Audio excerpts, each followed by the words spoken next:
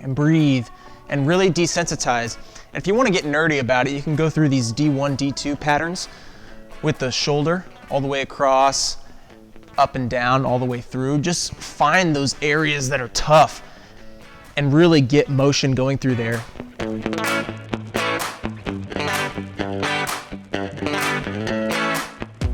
Hey, welcome back to Excellence in Motion. Today, we're talking about overhead positioning. Now, a lot of us over the past couple of months have been plagued with this stay at home, sitting inside, very hunched over positioning for work, for play, whatever we want to be doing.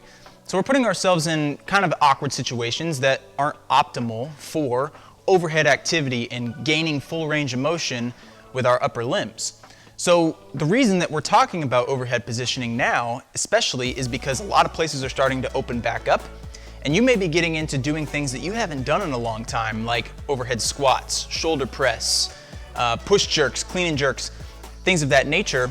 And you might be finding that as you're going into these positions, you're feeling locked out, you're feeling closed down. You don't feel like you necessarily have everything that you may have had before, or you've just exaggerated some immobility issues that were prevalent before quarantine and are now exacerbated when we're getting back to the gym.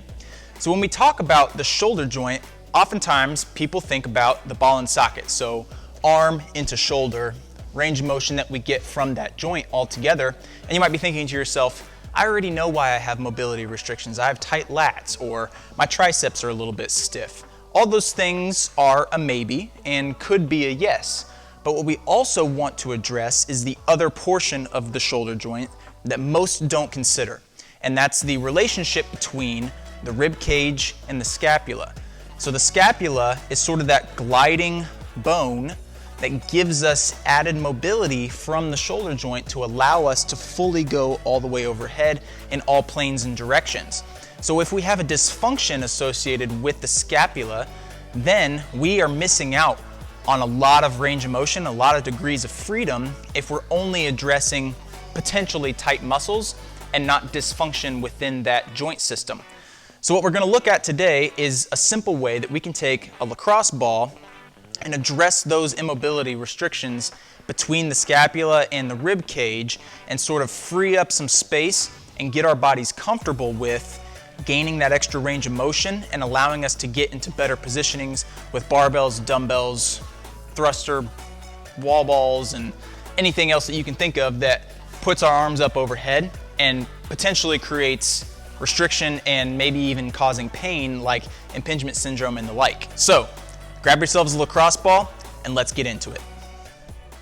Okay, so what we're going to do with the lacrosse ball is we're going to address any areas of hypersensitivity or hyper-restriction in the musculature containing the scapula to the spine.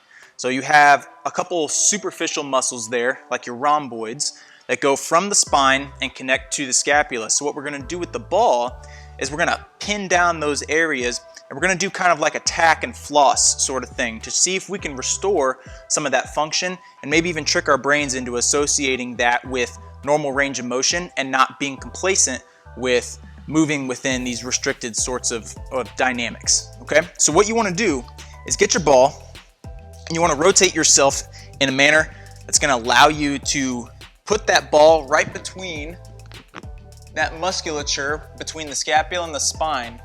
So you're going to lay down, okay?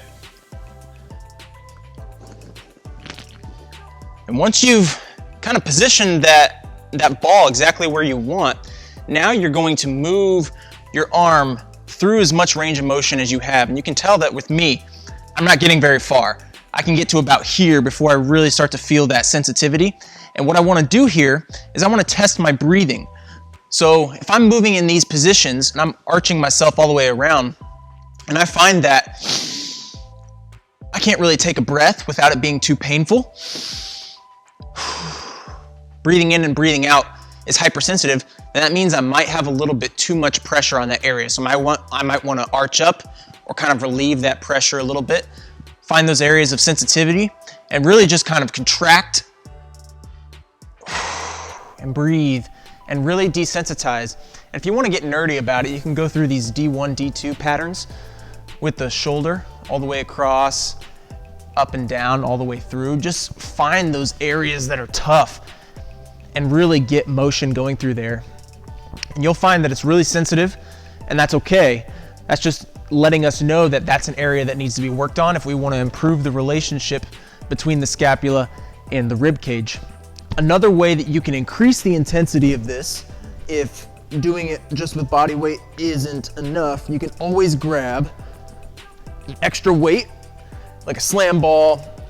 You can use a sandbag, you can use a kettlebell, anything like that, and sort of add that extra weight to the rib cage. You can even do a little bit of tacking and twisting. Let that extra weight push down on the ball and sort of get yourself in those positions of restriction and really work through it. What the extra compression with the ball does is it takes the rib cage and it adds that compression to the front side, and the rib is kind of like a C. And so that will create compression through the top and then push down through the back and add that extra mobility to the back side of the lacrosse ball. This is a great way for you to spend some time either before or after workouts and really start honing in on what are these positions that are restricting me and how can I find ways to make them better so that I can improve my performance. Okay?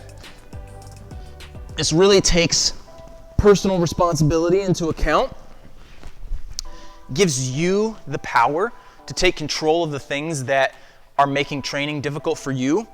It's as simple as getting a ball and spending 10 minutes on one side, 10 minutes on the other side, really giving it some love, give it some extra attention, and focus on the things that are going to bring you performance and allow you to compete better and do the things that you want to do.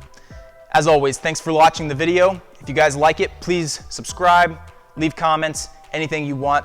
I'm always here for you. See you guys next time.